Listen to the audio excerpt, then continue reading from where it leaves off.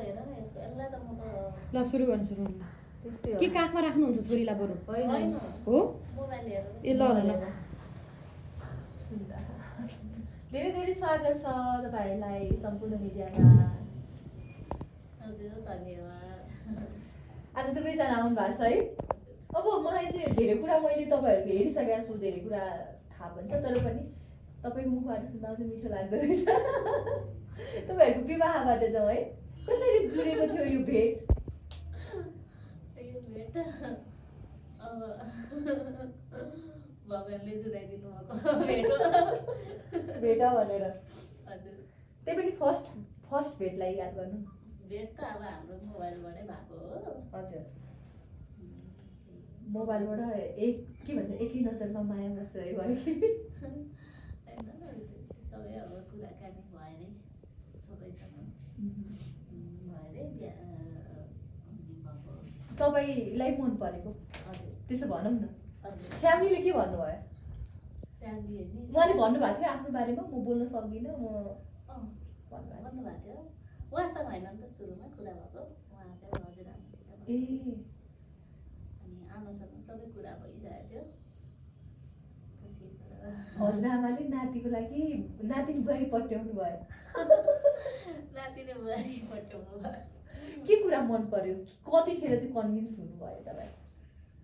म त कन्भिन्सै थिएँ। कन्भिन्सै थिएँ। अब के भन्नु राम्रै थियो।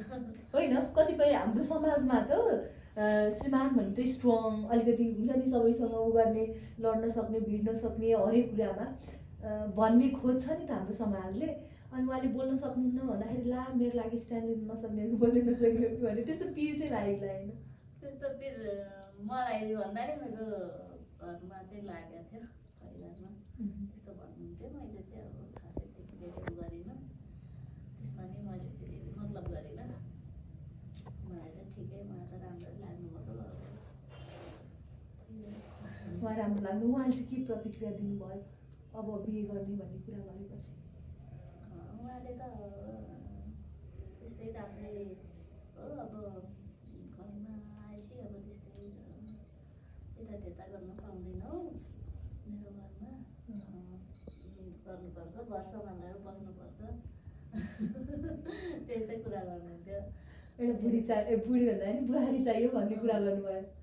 मैले त सुरुमा त कति हो खालि त जहिले त्यस्तै कुरा गर्नुहुन्थ्यो नि। मैले त सुरुमा त कराइ नै दिएको थिएँ तपाईँलाई बुढी चाहिएको कि काम गर्ने मान्छे चाहिएको भनेको हो मैले कुरा मेसेजमा।